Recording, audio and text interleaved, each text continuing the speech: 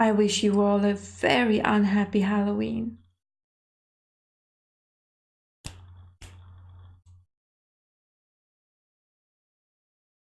The Raven by Edgar Allan Poe. Once upon a midnight dreary, while I pondered, weak and weary, over many a quaint and curious volume of forgotten lore, while I nodded, nearly napping, suddenly there came a tapping, as of someone gently rapping at my chamber door. "'Tis some visitor," I muttered, tapping at my chamber door. Only this and nothing more. Ah, distinctly I remember it was in the bleak December, and each separate dying ember wrought its ghost upon the floor. Eagerly I wished the morrow, vainly I had thought to borrow from my books surcease of sorrow, sorrow for the lost Lenore, for the rare and radiant maiden whom the angels name Lenore, nameless here forevermore. And the silken, sad, uncertain rustling of each purple curtain thrilled me, filled me with fantastic terrors never felt before, so that now to still the beating of my heart I stood repeating, "'Tis some visitor entreating entrance at my chamber door, some late visitor entreating entrance at my chamber door. This is it, and nothing more." Presently my soul grew stronger, hesitating then no longer. "Sir," said I, "or madam, truly, your forgiveness I implore. But the fact is I was napping, and so gently you came rapping, and so faintly you came tapping at my chamber door, that I scarce was sure I heard you." Here I opened wide the door. Darkness there, and nothing more. Deep into that darkness peering, long I stood there wondering, fearing, doubting, dreaming dreams no mortal ever dared to dream before. But the silence was unbroken, and the stillness gave no token, and the only word there spoken was the whispered word, "Lenore?" This I whispered, and an echo murmured back the word, "Lenore." Merely this and nothing more. Back into the chamber turning, all my soul within me burning, soon again I heard a tapping, somewhat louder than before. "Surely," said I, "surely that is something at my window lattice. Let me see then what thereat is, and this mystery explore. Let my heart be still a moment, and this mystery explore. 'Tis the wind and nothing more." Open here I flung the shutter, when with many a flirt and flutter in there stepped a stately raven of the saintly days of yore.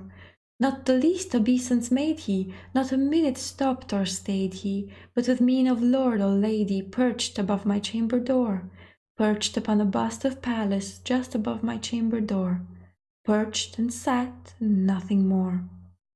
Then this ebony bird beguiling my sad fancy into smiling, by the grave and stern decorum of the countenance it wore. "Though thy crest be shorn and shaven, thou," I said, "art sure no craven, ghastly, grim, and ancient raven, wandering from the nightly shore. Tell me what thy lordly name is on this night's Plutonian shore." Quoth the raven, "Nevermore." Much I marvelled this ungainly fowl to hear discourse so plainly, though its answer little meaning, little relevancy bore, for we cannot help agreeing that no living human being ever yet was blessed with seeing bird above his chamber door, bird or beast upon the sculptured bust above his chamber door, with such name as Nevermore. But the raven, sitting lonely on that placid bust, spoke only that one word, as if his soul in that one word he did outpour. Nothing further than he uttered, not a feather than he fluttered, till I scarcely more than muttered, "Other friends have flown before. On the morrow he will leave me, as my hopes have flown before." Then the bird said, "Nevermore."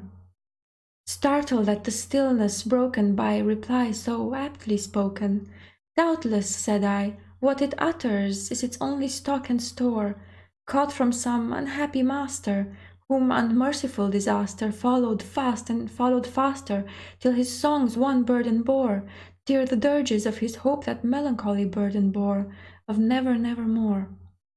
But the raven, still beguiling all my fancy into smiling, Straight I wheeled the cushioned seat in front of bird and bust and door. Then upon the velvet sinking, I betook myself to linking fancy unto fancy, thinking what this ominous bird of yore, what this grim, ungainly, ghastly, gaunt and ominous bird of yore meant in croaking nevermore.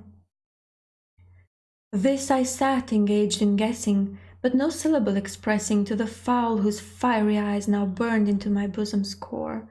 This and more I sat divining, with my head at ease reclining on the cushion's velvet lining that the lamplight gloated o'er, but whose velvet violet lining with the lamplight gloating o'er she shall press, nevermore. Then methought the air grew denser, perfumed from an unseen censer, swung by seraphim whose footfalls tinkled on the tufted floor. Wretch, I cried, thy God has lent thee, by these angels he has sent thee, respite, respite and nepenthe from thy memories of Lenore. Quaff, oh quaff this kind nepenthe and forget this lost Lenore. Quoth the raven, nevermore.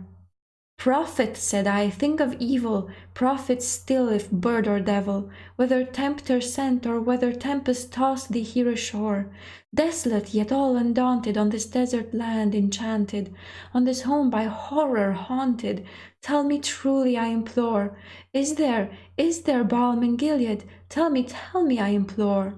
Quoth the raven, nevermore. Prophet, said I, thing of evil, prophet still if bird or devil, by that heaven that bends above us, by that God we both adore, tell this soul with sorrow laden if within the distant Aden it shall clasp a sainted maiden, whom the angels name Lenore, clasp a rare and radiant maiden, whom the angels name Lenore. Quoth the raven, nevermore. Be that word our sign of parting, bird or fiend, I shrieked, upstarting. Get thee back into the tempest and the night's Plutonian shore. Leave no black plume as a token of that lie thy soul hath spoken. Leave my loneliness unbroken. Quit the bust above my door. Take thy beak from out my heart and take thy form from off my door. Quoth the raven, nevermore. And the raven never flitting, still is sitting on the pallid bust of Pallas just above my chamber door. And his eyes have all the seeming of a demon's that is dreaming, and the lamplight o'er him streaming throws his shadow on the floor. And my soul from out that shadow that lies floating on the floor shall be lifted nevermore. I hope you enjoyed that beautiful poem. If you like what you see, subscribe to this channel because November has a whole host of horrors for you.